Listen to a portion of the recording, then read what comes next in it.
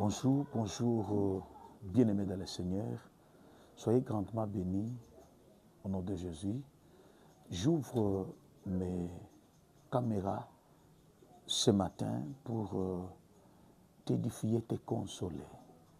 Ce que je vais te demander, ce que tu dois écouter, partage-la à d'autres personnes parce qu'ils seront grandement bénis et toi aussi, tu seras béni.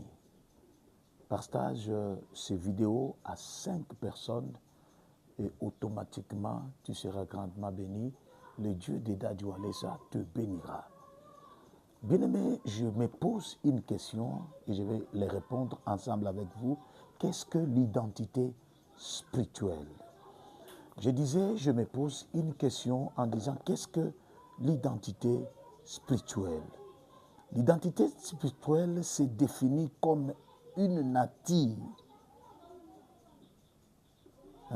L'identité spirituelle se définit comme une nature qu'une personne a dans le monde des esprits.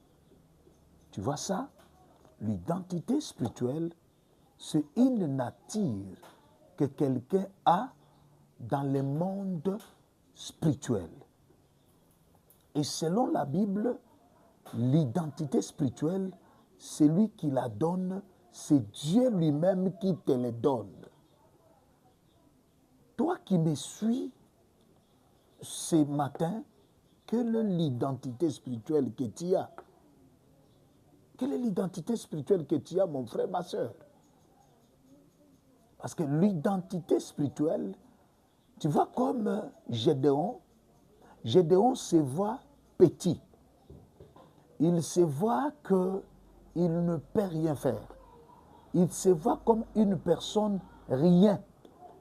Même son entourage le voit comme ça. Mais Dieu le voit comme un vaillant héros.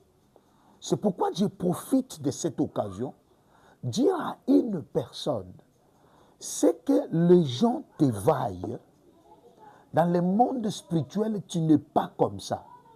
Tu peux être pauvre dans le charnel, dans les visibles de tout le monde, mais dans le monde des esprits, dans le monde des dieux, dans la pensée de Dieu, tu es riche. C'est pour te dire quoi, mon frère, ma soeur? Toi qui te vois que tu n'es rien du tout, toi qui te vois que tu as déjà échoué, c'est toi. Et puis, je vais te dire quelque chose que tu dois savoir. Le monde spirituel, même la personne lui